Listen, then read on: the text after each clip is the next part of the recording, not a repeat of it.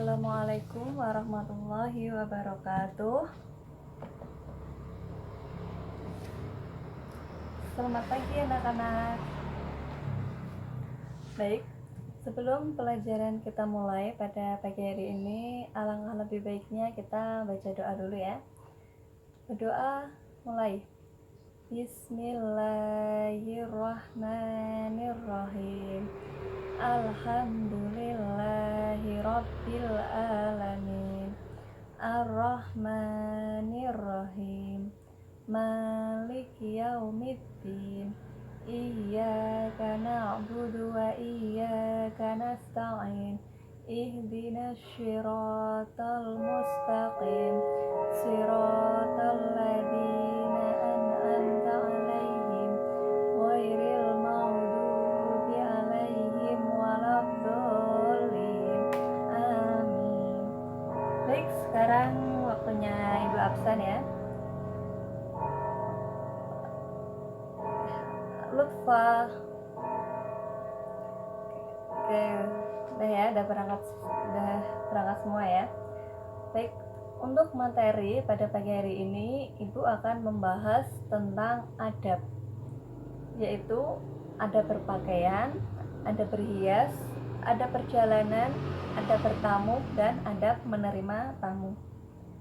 Yang pertama, adab berpakaian. Pengertiannya yaitu Al-Quran paling tidak menggunakan 3 istilah untuk pakaian, yaitu libas, syiyab, sarabil. Kata libas digunakan Al-Quran untuk menunjukkan pakaian lahir dan batin. Pakaian dinamai syiyab atau syaub karena ide dasar adanya bahan-bahan pakaian adalah agar dipakai. Sedangkan sarabil berarti dalam artian apapun bahannya itu. Yang kedua yaitu fungsi dari berpakaian. Yang pertama yaitu menutup aurat. Pasti kita berpakaian pasti kan menutup aurat kan. Nah, aurat wanita itu semua badan kecuali muka dan telapak tangan. Yang kedua, pakaian itu sebagai perhiasan.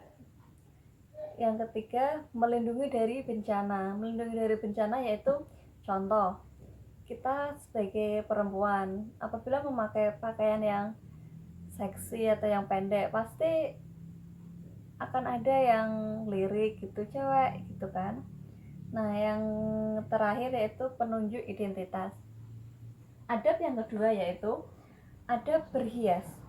Pengertiannya yaitu berhias dalam bahasa Arab disebut dengan tazayyana ya tazayyano. Sedangkan menurut Kamus Besar Bahasa Indonesia, berhias diartikan usaha memperelok diri dengan pakaian atau lainnya yang indah-indah, berdandan dengan dandanan yang menarik, dan secara istilah berhias dapat dimaknai sebagai upaya setiap orang untuk memperindah dirinya sendiri dengan berbagai busana, hiasan, dan lain sebagainya. Dan adab berhias. Berhias itu juga ada adabnya. Yang pertama yaitu niat. Kita harus niatkan dulu berhias kita itu karena apa.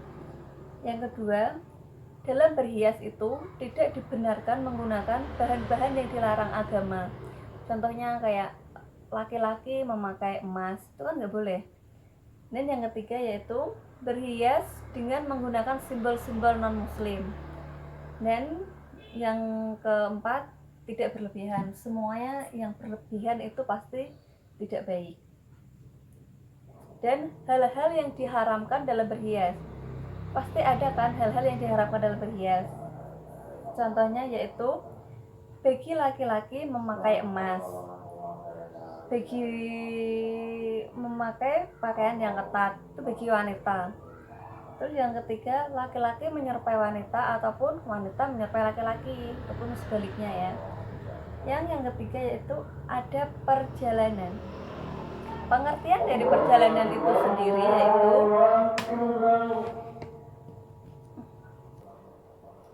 pengertian dari perjalanan. Dalam bahasa Arab ditemukan kata ni'lah atau safar yang mempunyai arti perjalanan. Secara istilah, perjalanan diartikan sebagai suatu aktivitas untuk keluar atau meninggalkan rumah dengan berjalan kaki ataupun berkendara. Jadinya yang apapun kita keluar dari rumah itu namanya perjalanan. Entah kita mau ke rumah tetangga, mau ke rumah teman, itu namanya perjalanan. Dan yang adab keempat yaitu adab bertamu. Kita bertamu juga harus punya adab ya, nggak boleh asal masuk, gitu nggak boleh.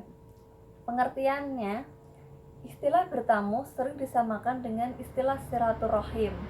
Memang di antara tujuan kita bertamu yaitu mengeratkan silaturahim antar tetangga, antar saudara, antar teman.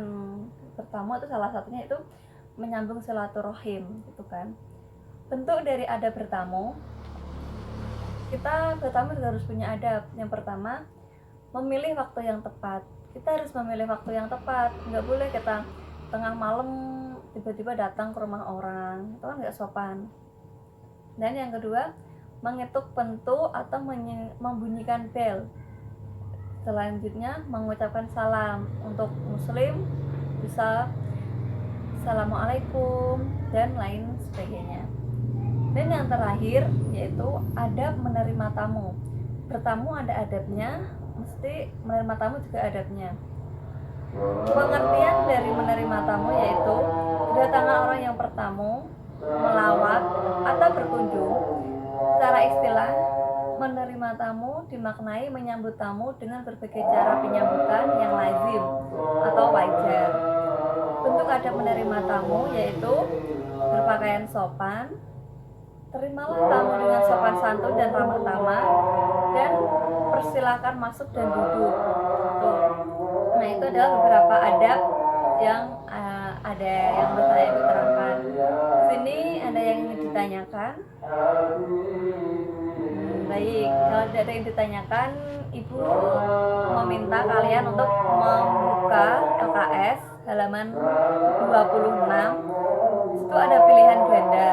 Nah, kalian bisa mengerjakan dan dikumpulkan besok saat mata pelajaran akidah halak. Ketemu lagi kita minggu depan, udah selesai semua, nggak ada alasan nggak ngerjain ya. Baik, cukup sekian pemaparan materi dari Ibu. Apabila ada kesalahan atau kekurangan, mohon maaf. Sekarang kita berdoa dulu ya. Ucap alhamdulillah.